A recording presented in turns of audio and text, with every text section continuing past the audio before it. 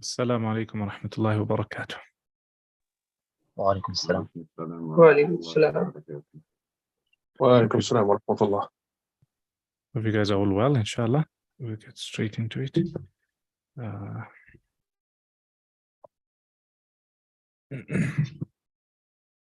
Right. Bismillah ar-Rahman ar-Rahim. Yesterday we had taken Zakatul Baqar. We had taken Zakah on cows. And there's one point I just want to clarify, is that when it comes to Zakatul Baqar and we're speaking about Tabi' and Tabi'ah, which is a cow that's 1 year old, Tabi' the male and Tabi'ah is the female. You allowed to give the male or the female in whichever threshold it is, as long as you're paying Tabi' or Tabi'ah. Hence, they say, وَيُجْزِئُ الذَّكَرُ هُنَا. Like in Zad al-Mustaqni, he says, وَيُجْزِئُ الذَّكَرُ هُنَا, i.e., you're allowed to give a male here, and he gives you another two instances, وَابْنُ لَبُونِ الْمَكَانَ بِنْتِ مَخَضْ وَإِذَا كَانَ النِّصَابُ كُلُّهُ ذُكُورًا. So yesterday I did mention that after you're going from 60 to 70 and 70 to 80, and whenever you've got Tabi', you can give feminine or you can give masculine. The Hanafi madhab, when it comes to from 40, so we said when you reach, let's just start from the beginning, we said 1 to 29 there's no zakah on cows. Okay, the minute you reach 30, you're giving either Tabi' or Tabi'ah. Okay, it's either Tabi' or Tabi'ah, which is a cow or calf that's 1 year old.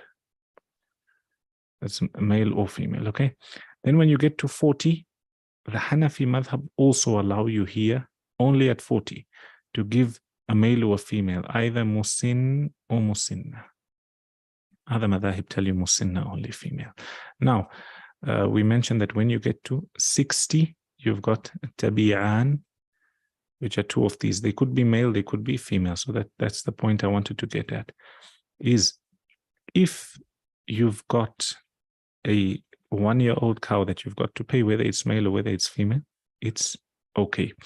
And to recap what we took yesterday, we said Zakatul Baqar is very easy, because from 1 to 29, there's nothing. And 30 is Tabi' or Tabi'ah. 40, there's Musin and Musinna. And I gave you the opinion, one of Imam Abu Hanifa's opinion, from 40 to 60. However, we said that they have another opinion, as well as the other people in the madhab, where they said from 40 to 60, there's no extra zakah. He was saying no, to give 1/40th of a musinna for everyone you've got. So if you've got 41, give 1/40th of a musinna. However, we'll go with the second opinion, which is much easier, and it's also the opinion of the others, where between 41 up to 59, you're not adding any more zakah. It will still be musinna or musinna. And the minute you get to 60, it's going to go to tabi'an. Then after that, we said every 10, you're going to change. Okay. And we said that if you look here, your job when it comes to this 70 and in the multiples of 10, your job is to try to make this fit without leaving a remainder. So here you've got 30, which is equivalent to a tabi', and 40, which is equivalent to musinna. So for example, 70, if you had to give 2 tabi'is, you would only reach 60. You still got 10 left, so it doesn't work. However, if you gave 1 tabi', which is 30, and 1 musinna, which is 40, 40 plus 30 is 70, so you would balance. Hence your zakah here would be, what would your zakah be, Umar from India? Sorry, can you repeat the question? On 70, what would your zakah be? Tabi' and? 1 Muslim. Musinna, ahsant. Then when you get to 80, it's all revision from yesterday. And if you guys don't understand at the end, ask me. When you get to 80, alam ghir, what are you going to give? Which one of these two multiples can you put into 80 and there's no remainder? 2 musin or musinna? Two Musin or two Musinna? No, Musin is only here. Musin is only here at 14. Then you must take feminine. Tabi' and Tabi' are the only ones you can take, male or female. So here you would put Musinna. Okay.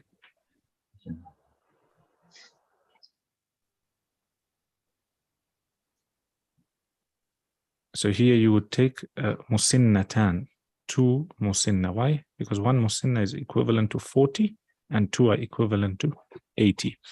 When you get to 90, so can you see how it's very easy, not like camels, you're just going up in tens. When you get to 90, what are you going to give Khaybar?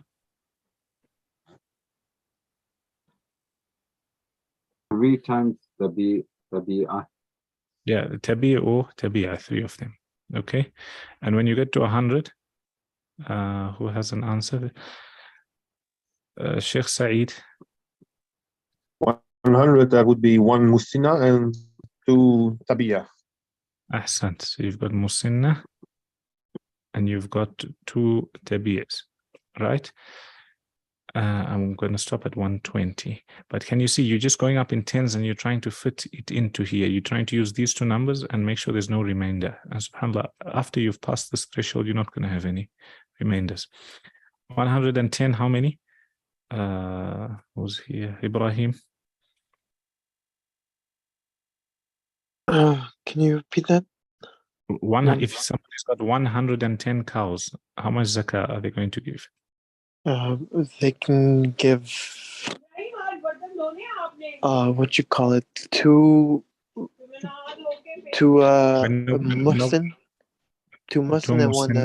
and one Tabi'. Ahsant. Well done.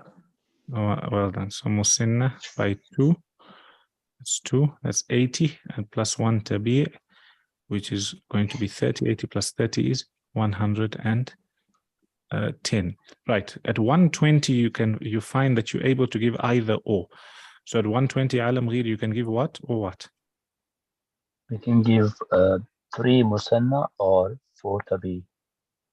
3 Musinna or 4 Tabi. Why? Because 40 times 3 is 120, or 30 by 4 is 30 by 4 is also 120.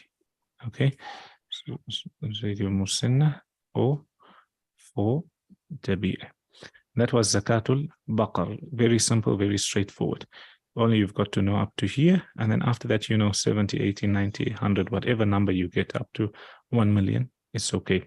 And that's on condition, obviously, we mentioned at the beginning that the condition here is the people are keeping these cows, or when it comes to camels, the camels or the sheep, for reproduction as well as milk. Any questions when it comes to Zakatul Baqar? Yes, Sheikh, I had a question. Oh. Who's that? Which one? Masal? Saeed. Sheikh Saeed, what's your question? Yeah. About the 140th, the opinion of Abu Hanifa. What does that exactly mean at 140? What we can actually give? No, not 140. At 40. At 40. So look here. He has this opinion. Okay. Let's just put a line here. He agrees that at 30, you less than 30, you're not giving anything. Okay. 30, you're going to give Tabi' or Tabi'ah. Okay. Or Tabi'ah. At 40, you're going to give Musin or Musin. Okay. According to Hanafi madhab, male or female. Only here, huh? When it comes to Tabi', the whole way, every time you see Tabi' or Tabi'ah, and here they're giving or Musin, right? Now, when it gets to 60, okay, let me teach you the easier madhab, then I tell you the madhab of Imam Abu Hanifa. Everybody else is saying that in the same way, for example, can you see when you're on 30, you pay Tabi'. When you're on 31, you're still going to pay Tabi'. When you're on 32, you're going to pay Tabi'. When you're on 33, up to 39, you're going to pay Tabi'. So that 31 to 39, there's no extra zakah. Did you understand? They call it waqs, right? Or afu, meaning it's forgiven. Now, all the other scholars, as well as his sahiban, Imam Abu Yusuf, Imam Muhammad, they're of the opinion that there's no zakah here. 41, 42. So you're only going to give Musin or Musinna. There's no extra zakah on 41, 42, 43, up to 59. Now, Imam Abu Hanifa's opinion is no. He's saying that here in this threshold, let me put a different color. He's saying that in this threshold, there's got to be some sort of zakah, because how can a person who has 50 camels pay the same zakah as someone who has 40 camels? And a person who has 59 camels. So he says that you must give 1/40th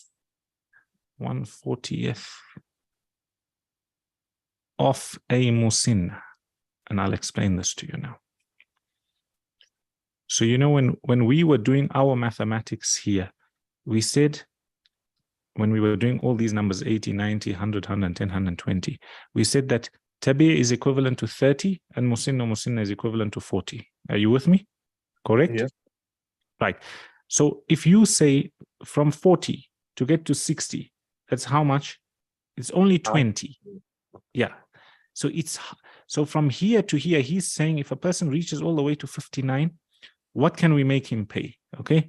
He says that if we're making him pay a full musin or musinna, it's this musin or musinna is equivalent to 40 cows, and he's only got 20 extra. So let's make him pay, if he gets all the way to 59, he must pay half a musinna, 1/2. Of what? Of musinna. Right. Then he divided by saying, okay, now what do we work out every threshold with? So if you say half, right? And you're supposed to be giving what? What's this equivalent to? 40. So you're saying 1/40th, okay? But you're saying 20 because you've only got 20 between these two.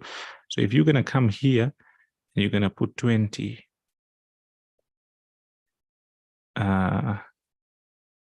If you work it out, what you're going to get is 41 is going to be 1/40th. And 50, you're going to have 10/40ths, which is equal to a quarter musinna. Why? Just count the first one. If the first is 1/40th, and after you reach 10, so let me make you understand here. Let's say this is your number 41, okay? And this here is 50. And this here is 60. Okay.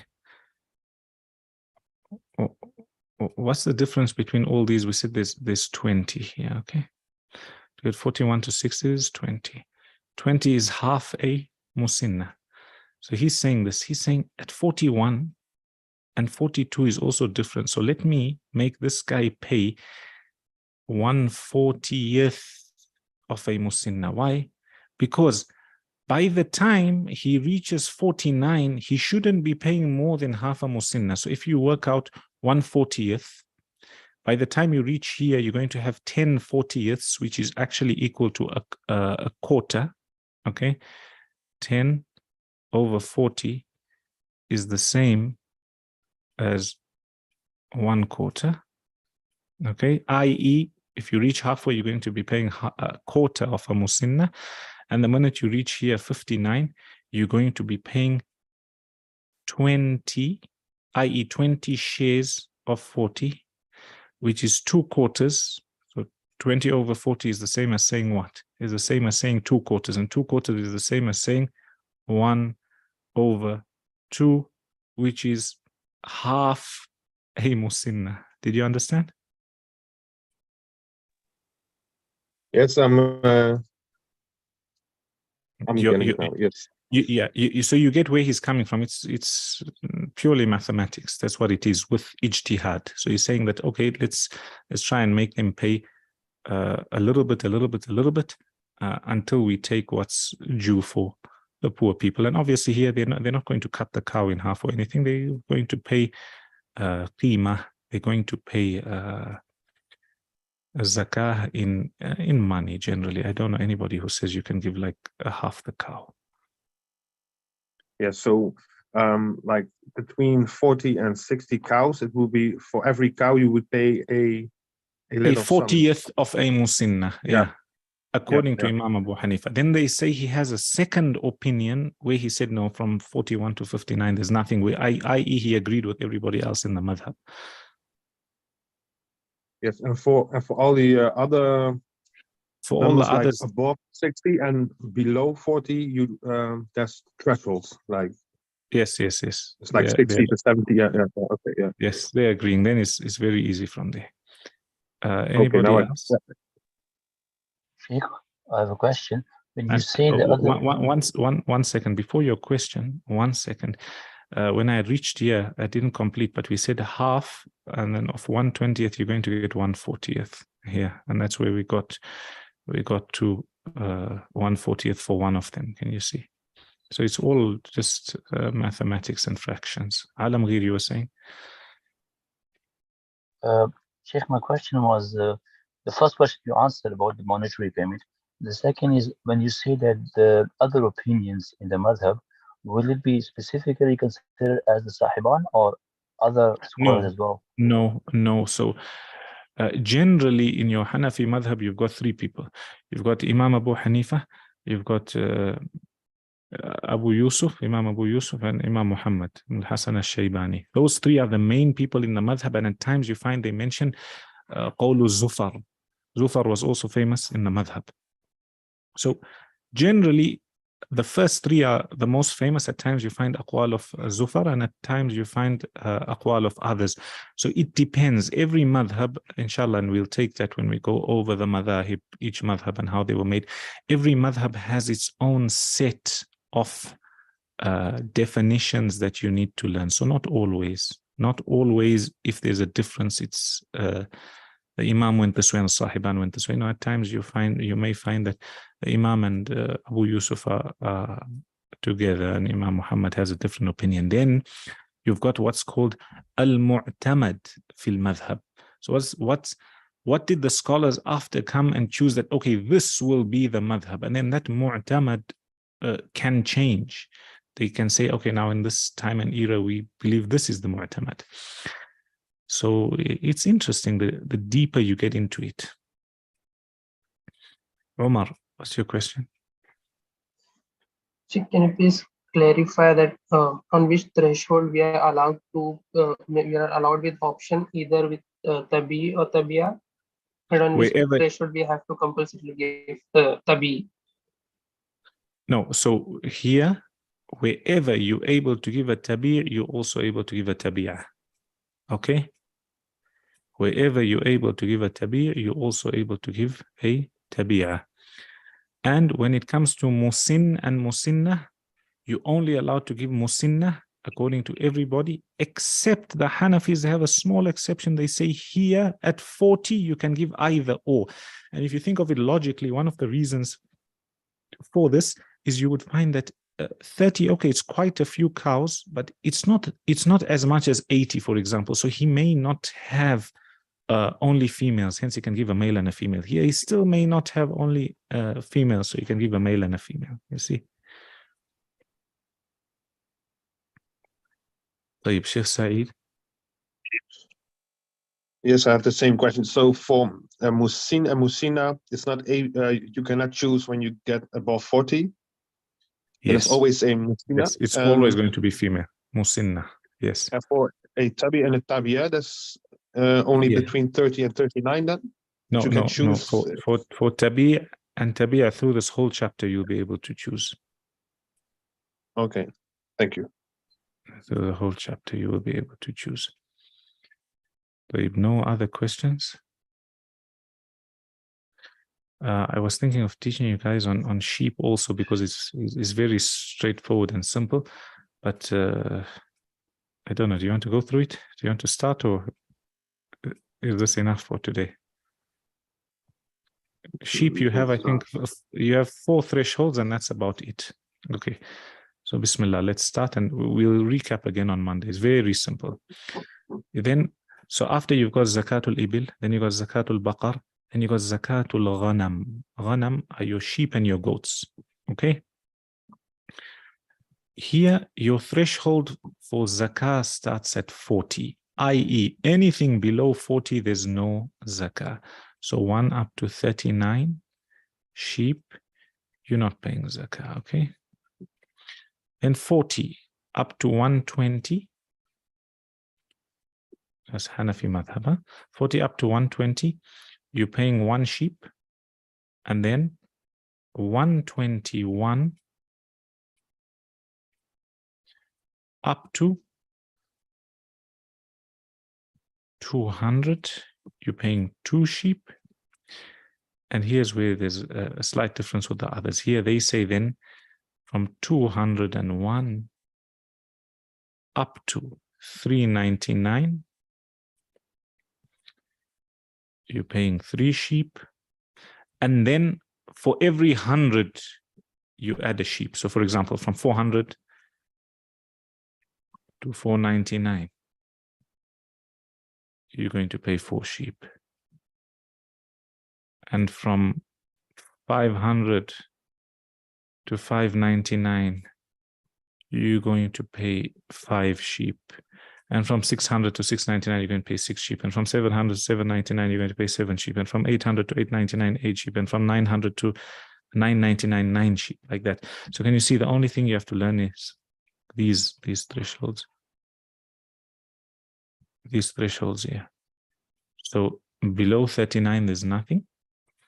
40 to 120, you've got 1. 121 to 200, you've got 2. 201 to 201 to 399, you've got 3. And then 400 to 499, 4. 500 to 599, 5, etc. What they also mention in the books is when you have to give a shah, it's mentioned in some of the Hanafi books, is that you can give either male or female. They say that the word shah could mean male or female. Okay. So when you have to give one sheep, they say that you can give either a male or a female. When you have to give 2, you can give either a male or a female. That's zakatul ghanam. And inshallah, we'll go over it again on Monday. Also, you'll find in the Hanafi fiqh books, after this, they talk about zakatul khayl, zakah on horses. The other madhahib don't have zakah on horses. Hanafi madhab has zakah on horses, and that's a person keeping horses to breed, etc. But as for the other madhahib, there's no zakah on horses unless you're dealing in them, then they'll become urud tijara. They'll be counted as inventory, and we're still going to take that later on. So I think with that, you guys got a good idea, and inshallah, you have good knowledge when it comes to zakatul ibil wal baqar wal ghanam. And there's 1, 2 masail that they mention. So when they speak about zakatul khayl on horses, they mention a little bit on horses. Then after that, they mention those lingering masail that may be exceptions to the rule or may need a special ruling. And inshallah, we'll take those. There's no questions, we can move on. Sheep also includes goats. Also what? Goats. Yes. So we mentioned when we talk about ghanam, we speak about sheep as well as goats. The ones with the wool as well as the ones with the fur or the ones with the hair. Okay.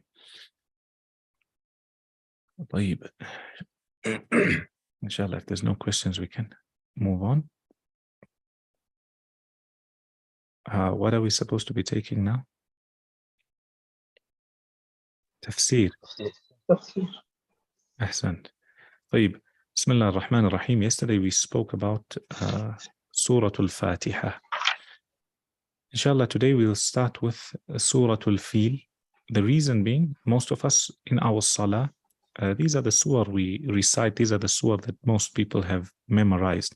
Inshallah, we'll start with Surah Al-Fil, then probably go to Wad-Duha, and then slowly, inshallah, we'll take.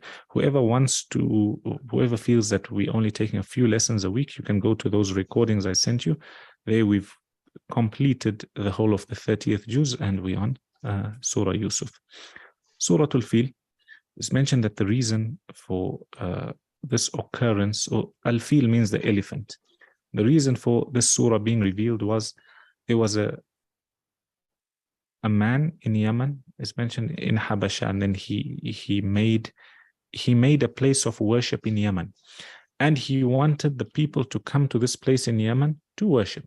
And as we know, there was the Hajj before that. So the people of Jahiliyyah also had Hajj, because Ibrahim alayhi salam is the one who called for Hajj. Wa'adhin, Allah ordered him to make adhan for Hajj. And Allah says, يَأْتُونَ رِجَالًا وَعَلَى كُلِّ ضَامِرٍ يَأْتِينَ مِنْ كُلِّ فَجٍّ عَمِيقٍ. They'll come from everywhere for Hajj. So this person was jealous. This person wanted to divert the people going for Hajj to his place. So he made this in Yemen. After he built this place of worship, he realized that nobody was coming there. So he sent one of his armies and one of his majors, one of the generals who headed this army with a group of elephants in order to destroy the Kaaba. The leader of this army was known as Abraha. Abraha. If you ponder over the surah, you would find that it teaches us about the might and the strength of Allah subhanahu wa ta'ala. The fact that He is ala kulli shay'in qadir, able to do all things. The fact that nothing is impossible for Him. The fact that at your deepest time or your most difficult hour in need, Allah is there for you, and miracles do occur. So Surah Al-Fil, we find that Abraha, he marches with his people, and obviously it's mentioned his story in detail. You'll find it in the books of tafsir. He goes through the different Arab towns and eventually he reaches Mecca. Then he takes some wealth from the people of Mecca. From the wealth he takes is the wealth of the grandfather of the Messenger sallallahu alaihi wasallam, and he was known to be somebody who was prominent in Quraysh. Eventually he asks him for his wealth, i.e. his camels back, and Abraha is surprised. He says, how can you ask me for your wealth back when it comes to the Kaaba you haven't even asked for anything? What, you haven't asked me not to destroy it, etc. And he gives him a very important statement. He says, as for the wealth, then I'm the owner of that. I'm the owner of these camels. As for the house, as for the Kaaba, then it has its Lord, i.e. Allah is in charge of that. You won't be able to do anything. Abraha then sets forth and he goes to destroy the Kaaba with his army of elephants. Obviously, in the books of tafsir, when you read, they give you the names of the elephants and names of different people. It's mentioned that one of the elephants was Mahmud, and etc., etc., etc. Might be correct, might not be correct. I'm just saying what's mentioned. Eventually, before he's able to destroy the Kaaba, as he's going to destroy the Kaaba, Allah subhanahu wa ta'ala destroys him and his army. And this is mentioned in Surah Al-Fil. Hence, it begins with Allah saying, Alam tara kayfa fa'ala rabbuka bi ashabil fil. Addressing the Messenger sallallahu alayhi wasallam, Allah is saying, did the news not come to you? Do you not know about the people of the elephant, i.e. the army who came with an elephant in order to destroy the Kaaba? Alam tara kayfa fa'ala rabbuka bi ashabil fil. What your Lord did to them? Alam yaj'al kaydahum fi tadlil. Did Allah not make their plan and their plot go astray? Did He not foil their plan? And again, as you're reading these stories, as you going through them, reading the meaning, try to ponder over some of the lessons you're able to derive for yourself. So look at how, if you had to ponder over this, you would find that Allah subhanahu wa ta'ala is in charge. He knows what's going on everywhere in the world. And at times, a person may think that they're going to destroy something, not realizing that the actual journey they're taking is going to be the cause of their destruction. And that's Fir'aun, for example. If you look at him, you find that he chased Banu Israel up to a point where he thought he was going to get them, not realizing that he was just running into his own destruction. These people came all the way from Yemen, all the way going through the different towns and villages, not realizing that they were just being led to their destruction. And the lesson is for us. At times, people become arrogant, people become haughty, people oppress others and they go after them wrongly, not realizing that this may actually be the cause of their downfall before the person who you're trying to cause their downfall to. So Allah says, Alam yaj'al kaydahum fi tadlil. Allah not make their plan or their plot go astray. And this shows that people can plan, but Allah is the best of planners. Hence, you always make dua, you're always close to Allah. If you're not sure on a matter, make your istikhara and then go forth. How did Allah destroy this army? In order to show his power, in order to show how we as human beings may be insignificant, but every single thing is under the command of Allah subhanahu wa ta'ala. If the human doesn't want to believe, if the human cannot, in this instance, protect the house of Allah subhanahu wa ta'ala, don't worry, He will protect it. How He protects it is up to Him. So what did Allah do? وَأَرْسَلَ عَلَيْهِمْ طَيْرًا أَبَابِيلَ. Allah sent birds which came in flocks, in droves. What did they have? تَرْمِيهِمْ بِحِجَارَةٍ مِّن سِجِّيلٍ. تَرْمِيهِمْ بِحِجَارَةٍ مِّن سِجِّيلٍ. These birds, they were holding stones and they pelted these people. It's mentioned that the stones were made of baked clay, sijil. Okay? And what was their end result? What happened to this army? فَجَعَلَهُمْ كَعَصْفٍ مَأْكُولٍ. They were made like hay. You know hay or grass when it's chopped and it's down and then it's trampled over. In the same way, this army came strong and mighty in order to destroy. They themselves were destroyed and they were finished. Some of the scholars mention that Surah Al-Fil is joined to the next surah, which is Surah Quraysh. Some of them even mention that it's the same surah, however, that there's only Bismillah between them. Whatever the case may be, you can see that there's a strong correlation between the two, because it's as though Allah subhanahu wa ta'ala is saying that, O Quraysh, we did this for you. After this event occurred, you were considered to be the people of Allah amongst all the other tribes. You were feared and you were respected. That's why the next surah starts with لِإِلَافِ قُرَيْشِ. All this was done for who? For Quraysh. And inshallah we'll go into Surah Quraysh. But the message is for Quraysh as well as all of us, that Allah especially for Quraysh, Allah subhanahu wa ta'ala protected the house. Allah subhanahu wa ta'ala showed you His might and His power. Allah subhanahu wa ta'ala gave you respect and you were feared and revered amongst everybody around you, all the different tribes and clans. So did you not realize that it's from Allah? Did this not cause you to actually believe in Him? And then inshallah you'll see in Surah Quraysh what Allah subhanahu wa ta'ala has to say. It's mentioned that this event, the year in which it occurred, is called Amul Fil, the year of the elephant. Those days people never really keep dates the way we keep. The Arabs were a nation of people who never read and write much. So they would name the year according to any famous event that took place. And it's mentioned the Messenger sallallahu alaihi wasallam was born in Amul Fil, the same year that this event occurred. Obviously, there's a difference of opinion as to which year and which day did the Messenger sallallahu alaihi wasallam, when was he born? But wallahu a'lam, the most correct seems to be that he was born in Amul Fil, the year of the elephant. And this was like a sign, a precursor to show that something major and a great event is going to occur, i.e. with Muhammad sallallahu alaihi wasallam being born and then eventually going to be given nubuwwah. That's Surah Al-Fil for you. Anybody got any benefits they're able to derive from Surah Al-Fil and share with us?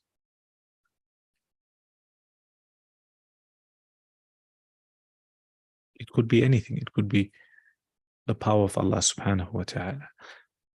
It could be the fact that at times oppressive people, so you find this man oppressed many people on the way. He plotted evil. They may be given respite. They may be given a chance for a long period of time and eventually they taken. You could derive that benefit. You could also derive the benefit that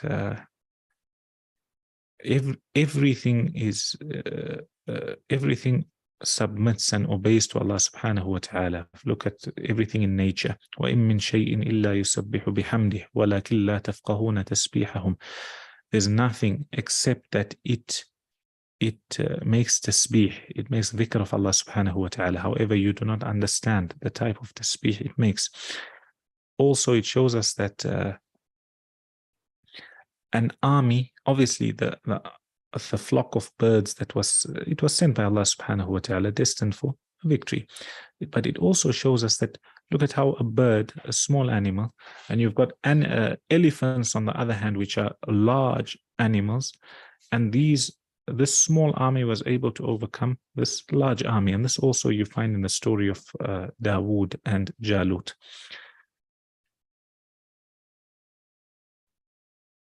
Any other Also- benefits anyone can think of? Yeah. I think if someone is trying to annoy you, trying to bully you, Allah says that Allah destroyed them. They were tyrants, Allah destroyed them. So don't worry. Yes. So here we're speaking about tyranny. We're speaking about oppressors. We're speaking about people who want to unjustly do or cause harm. There's nothing else to add. Inshallah, we'll stop there. And I want to take Arabic, inshallah, and let's try and move through. Let me just close this.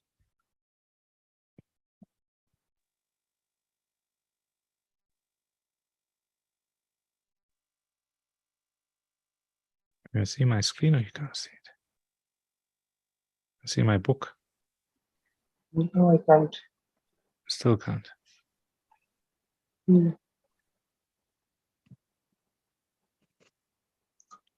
Now can you see it?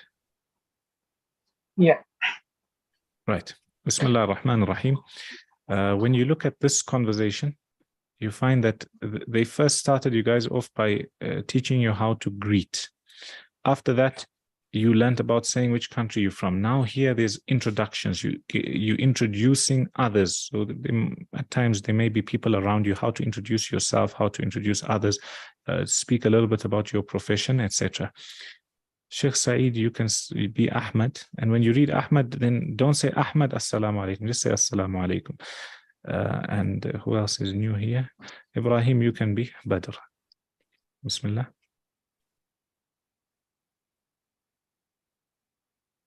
Bismillah ar-Rahman ar-Rahim. Assalamu alaikum. Wa alaikum Peace and assalam. blessings be upon you. I have to translate too? No. Whatever is difficult, just translate. Whatever is known, don't translate. And if Alright. anybody doesn't understand anything, then ask. هذا أخي. Is this your friend? It says Correct? هذا أخي. So أخ is a brother. So أخي means my brother. Okay, so he's saying هذا أخي. This is my brother. Carry on reading. هو مدرس. Okay, هو مدرس. So this shadda is a kasra underneath. So What's underneath? Yeah. مدرس. So he's saying this is my brother. هو مدرس. What's a مدرس, Sheikh Saeed? I wouldn't know. Not sure. Okay, مدرس is a teacher. From darasa. Darasa is to learn. Okay, so it's to do with education, it's to do with learning. Ahsan. Right, carry on. Ahla wa sala. Ahsan. Ahlan Ahlan wa sahlan. wa sahlan. That's a form of just saying, it's like saying welcome. Okay, carry on. هذا صديقي. This is my friend. Yes. هو مهندس. Ahsant. هو مهندس. Ahsan. So muhandis is an engineer. You can see him here with his construction hat. Carry on. Now then you've got al-akh. So that's any random brother. This says ahlan wa sahlan. طيب. Then this is the end of the conversation. Obviously, you can say assalamu alaikum, etc. Here we end off by saying ma'as salama, similar to salam, and ma'as salama. Okay. So here are a few things you learned. You learned how to say this, and this can be for an animate object or inanimate object. It could be for a living person, or it could be for like hadha kitabun. This is a book, inanimate, not living. Also, what they're introducing you to here is how to show possession. So when you have this ya at the end of a noun, you're saying it belongs to me. Akhi, bayti, kitabi, qalami, sadiqi, etc. They're also introducing you to certain professions. So mudarris is a teacher, muhandis, an engineer. طيب. Then you've got nada and huda. Omar from India, you can be nada. And who's here? Khaybar, you read all these before, you know them. Or you want to read? Nice one. If you want to give others this one, I don't mind. Give others this one. طيب Sheikh Saeed, read. Or you be Huda. So you got Nada and Huda. Assalamu alaikum. وعليكم السلام. هذه أختي هي طبيب. Here, This here, is here. here. طبيب. Here. طبيب. طبيبة. طبيبة. طيب. This is my sister. She is a doctor. Well done. أهلا وسهلا. هذه You are welcome. Yeah, it's like you're welcoming a هذه person, saying welcome or like that, nice to meet you. It depends on context. A lot of the times you'll find that a lot of words, sentences depend on the context of what's being said. طيب, carry on. هذه. هذه صديقتي هي طالبة. This is my friend. She is a student. أهلا وسهلا. مع السلامة. مع السلامة.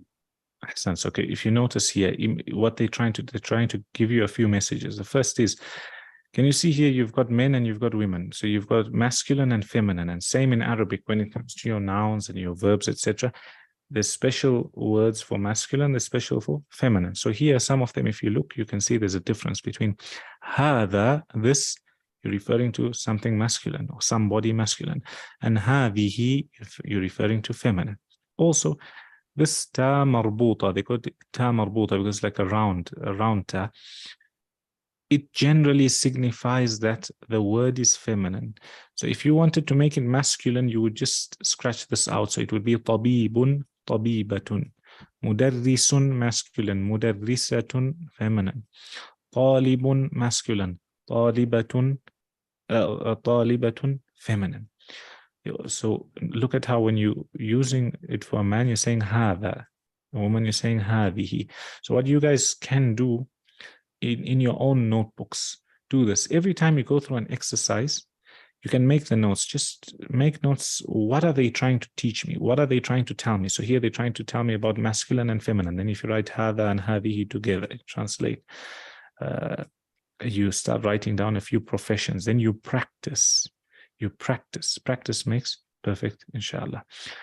Generally, And always after, yeah.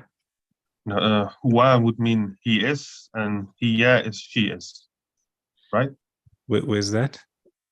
When you say like huwa, Huwa, yeah. So don't pull huwa. too much. Huwa is he, and hiya is she. Okay, huwa, he, and hiya, she. So that's also, so if you're making your notes, depends what works for you. Maybe if you divided your page in half, you put masculine on this side, feminine on this side, see what corresponds to which one. Generally, you find after all these role plays, they give you the vocab in the form of pictures. So mudarrisun, Sheikh Saeed, what does he look like he's doing? You read and translate. Tell me from the picture, what do you think this person is?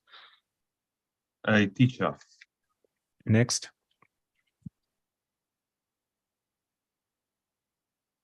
This one here, this one here.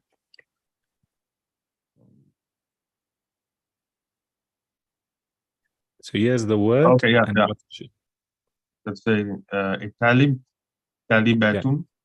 Ahsan, but you've got to open your ta. So not ta. Okay, Yeah. ta. Talibatun. Well done. A student. A female student. So now you've got to Yes. slightly, because talibun and talibatun. Sheikh Said, you finish this line, carry on. All the way to the left, there's a muhandisun. Before muhandisun, this one here. It's a tabiyatun. Tabibatun. So there's a ba here. Yeah, a ba. Yeah. Tabibatun. Okay, That's so a don't female. Don't pull too much, not tabibatun, because at times in Arabic, if you pull a little bit more, you make it plural and it's singular. Tabibatun. Tabibatun. Okay. Yes, female nurse. And A female doctor. Why? Because they'll eventually tell you a nurse is a different word. okay, okay. Next. مهندس an engineer. Engineer. أحسن. طيب إبراهيم, next line. أخ, and that's أخت. Yeah, we'll translate. Brother and sister. How do you say my brother and my sister? أخي, أنا أخي. No, you just my brother, you say أخي, my brother. أخي. أختي, my sister. أختي. All right. And then صديق. Ahsan. So generally, you must remember the default, you've always ending with a dhamma. At times, you might have a fatha, kasra, all that comes in nahu, it comes in grammar, that you'll start learning later on. طيب, صديق. صديق and صديقة. صديق is what? صديق is a male close friend. Yeah, male friend. صديقة, female friend. How do you say my friend? Tell me that my friend is Saeed. Tell me this is my friend Saeed. هذا صديقي سعيد. Well done. Well done. Ahsant. Omar, last line. هذا, meaning this, referring to a male, masculine. Yes. Yeah. هذه, referring to a female or feminine. This. هو, he, here, she. Ahsant. Well done. And now they're giving you exercises. So all this is to get you guys used to this. So sil means join. Okay. بين الكلمة والصورة المناسبة. بين الكلمة, بين is like between, kalima is the word. So they're saying join between the word and the correct picture.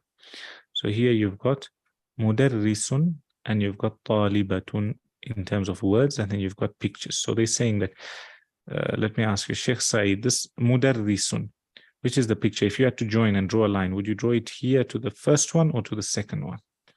To the teacher, to the guy. To the guy, to the teacher. And طالبة you would draw the other way. أحسنت. صديقة. أحسنت. Ibrahim, صديقة you would draw to the girl or the boy? To the girl. أحسنت. And صديق to the boy. So all this is just, it's a recap. So if you look at Al-Arabiya بين يديك, the book, especially in the beginning, they repeat and they carry on repeating the same thing through different exercises. 1 minute they'll say, join this. Next minute they'll say, listen to the tape. Next minute they'll say, speak with your friends, etc. Why? Eventually you get the gist and you start to remember all these things. طبيبة, Umar. First picture or second picture? Your mic is on mute. Second picture. Ahsant. من إلى side. Be the first picture. مهندس, the أحسنت. direct. سعيد, هذا and هذه. هذا is male and هذه for female. Ahsant. It seems to be very easy right now, but inshallah you'll see later on. Here, these are all listening exercises. So what you can do, if you have the tapes, you can find them online, you can find them on YouTube. Inshallah, if I find them, I'll send them to you. So you play the tape, and that's why it says istami'. So they're teaching you.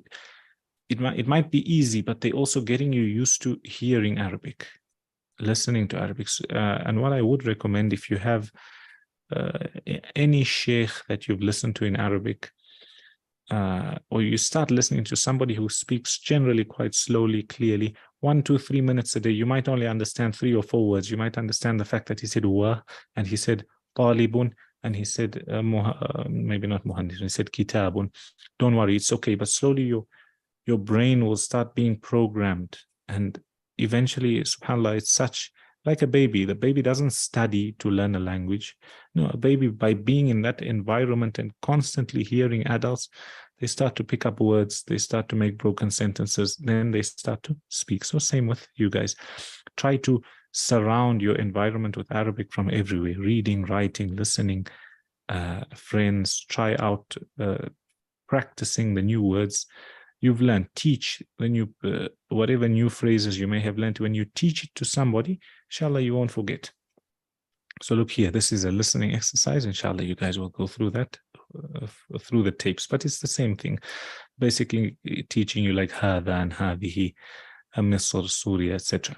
And you got ashir ila surah. Ashir is from ishara, to point, saying point at the picture. التي تسمع اسمها, the one that you hear. Again, it's a listening exercise. So for example, if they have to say هذا, and you would point at something like this, or مدرس, you would point at something like this. Then they saying قل اسم السورة. This is all like related to this exercise, so don't worry. Then you've got here, you've got numbers. So this is the first set of numbers you're starting to take. Okay. Again, in Arabic, the same concept. You've got masculine and feminine. Number one, as you can see, they've given you one pin. Wahid. Wahid means one. Ithnan, two. Thalatha, three. Arba'a, four. Khamsa, five. Saeed, you can read all of them and translate. Yes. Exactly what I read. Yes. Wajid, one. Wahid with a ha. Ithnan, Wahid with a ha. Wahid, that's one. Ithnan, two. Thalatha, three. Arba'a, four.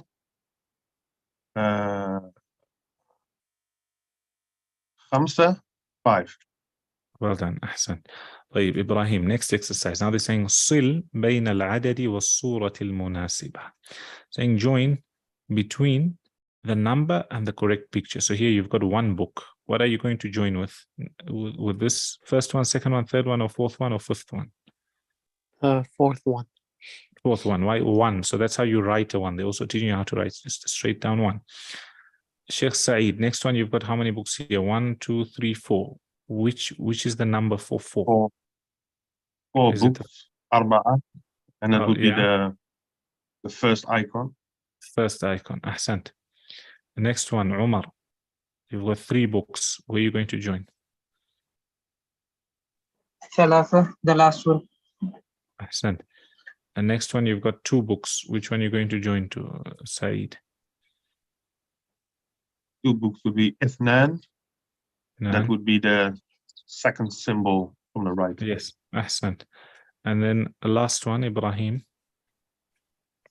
That goes in the middle, the number 5. Number 5. So 1, 2, 3, 4, and 5.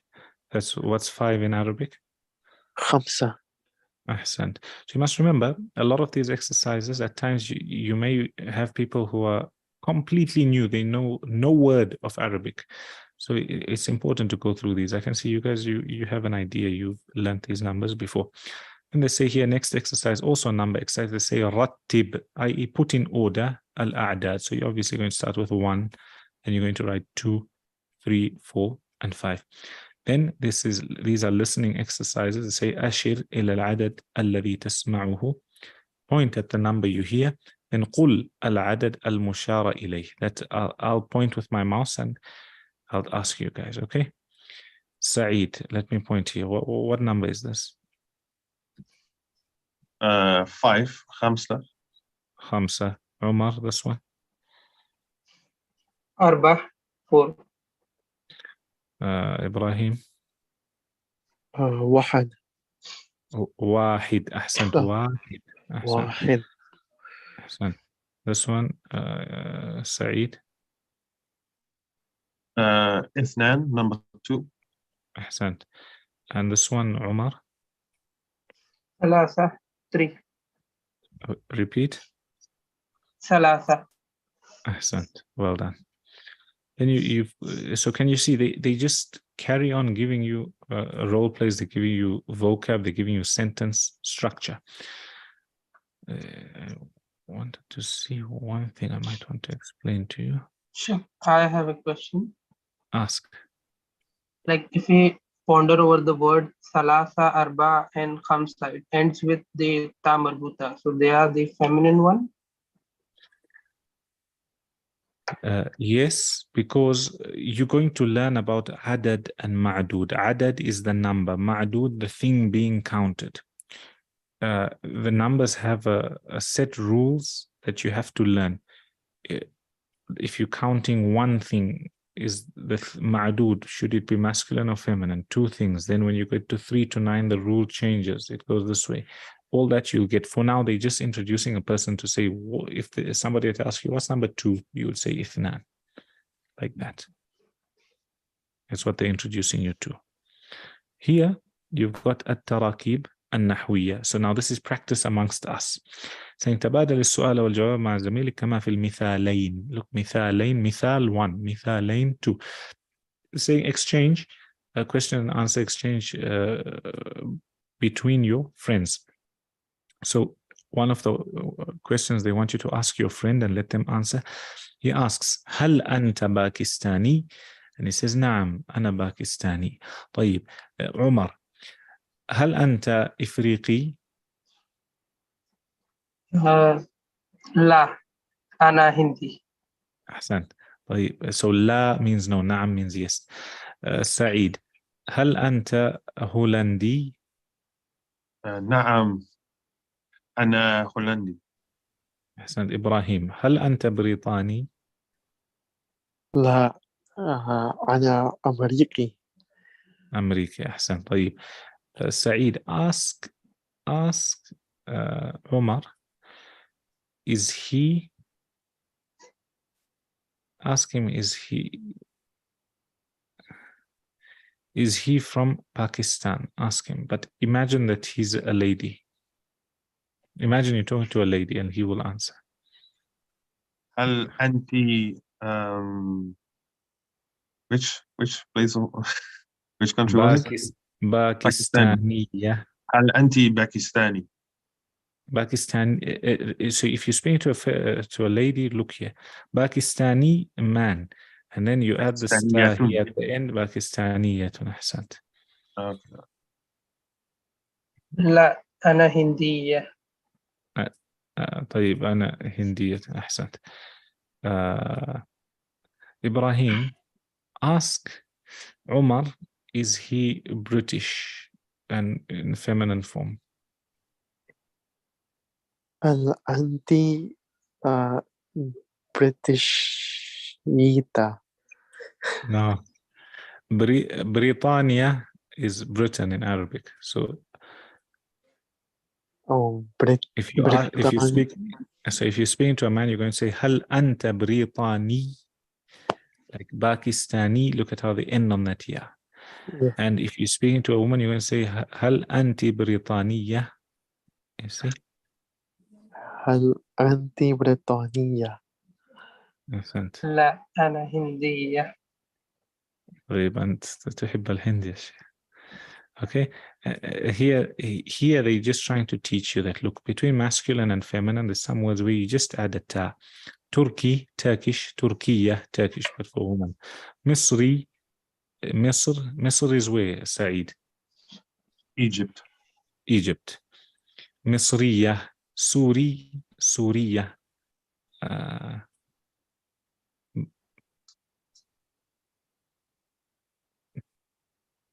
And it says hati jumalan kama fil mithal. I think we'll stop here because here now they're teaching you to, they're giving you 2 words and they're saying make the whole sentence. Make the whole sentence. Inshallah, we'll stop there. Any questions with what we've taken? It's quite simple and basic so far. But any questions? I have a question. Yeah. For the word Siddiq, doesn't it mean like a truthful person, not a close friend? So what's the, is there a difference between Siddiq and Sadiq? In the sound, there's a difference. Yeah, there's a. So what we taking is Sadiq. Sadiq is a friend. Siddiq is a truthful person. Abu Bakr as-Siddiq. But here you're talking about Sadiq. Sadiq is a friend, and her name is Sadiq, is a truthful. And generally in Arabic, you find that whenever the root word, or whenever you've got a word and it's made up of certain letters, these letters are generally referring to a similar meaning. And I always give you the example of Jim and Nun. When you've got Jim and Nun in the word structure, it's generally referring to something hidden. Then they're able to derive words from there. So if you've got Jannah, Jannah is something hidden from all of us. Nobody knows. Ma la aynun ra'at wa la udhunun sami'at, etc. When you've got a child who's still in the womb, you call it Janeen. Why? Look at Jim and Nun. It's referring to something hidden. Janeen, because hidden in the womb. When you've got the Jinn, for example, mankind and jinn kind, or jinn from Jim and Nun, because they're hidden from our eyesight, we can't see them. And there's books written on this. If you look at Maqais al-Lugha, you'll find this. So he'll go and he'll mention a word like this. So Jim and Nun, Ta and La, Lam and Ba, etc. And then he mentions the meanings, the main meaning of the word, and why certain words are then derived from it. And I gave you one example of Jim and Nun. Jannah, Janeen, Jinn, Majnoon is a mad person. Why? Because he's, again, Jim and Nun, because his intellect is hidden. He doesn't have it with him. Amazing. We're talking about language. Amazing how when you read through this, you find you become stronger in your vocab and you understand a lot more. Any other question? Yes, I had a question about. Oh, sorry. Go ahead. You can go. No, you can go. I'll react. I had a question about the form, the masculine and feminine form in a sentence, like friend, sadiqun or sadiqatun. In a sentence, you would say hada sadiqi Umar, for example. But how is the feminine form, which you can also say hadihi sadiqi? Hadihi sadiqati. So let's come here. Sadiqati. Okay. I said you're adding. Okay. To differentiate with nouns, you're generally going to be adding your ta. Your ta is not going to drop, because if it drops, you won't be able to differentiate between masculine and feminine. So if you got here, sad, dal, ya, and qaf, sadiq. Okay, you want to show it's my friend, you add a ya. Okay, sadiqi. Okay. Now, if you put the same word here, and for feminine, you're going to say sadiqatun, then you want to say my friend, but it's a lady.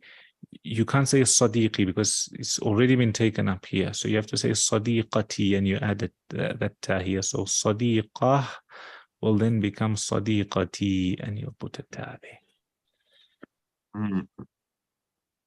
So that ta is not going to drop. Like, هذا بيتي. Bayt is a house. The word bayt is masculine. There's no sign of it being feminine. That's why this word here, this ta marbuta, is a sign to show that the word is feminine. So for example, you might find, we'll get into that, but let's say bayti, for example. Bayt alone doesn't, it has a ta, but it's not ta marbuta. It's ba, ya, and ta. It's this type of a ta. Can you see? This is not a sign of the word being feminine. So baytun, and you just add a ya, bayti. But if you've got, for example, sayyara, which is a car, you've got this ta. It's not going to drop. You're not going to say sayyari. You're going to say sayyarati.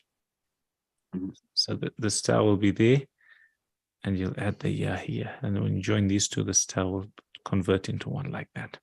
Inshallah, you'll find the more you listen, the more you read, and you will understand, inshallah. Oh.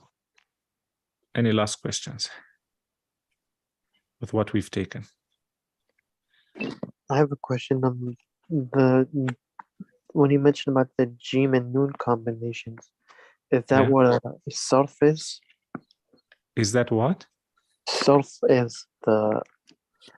It would help you. No, but sarf is more speaking about the weight of the word and not the meaning of it. The author of Maqais al-Lugha, for example, he's talking about meaning.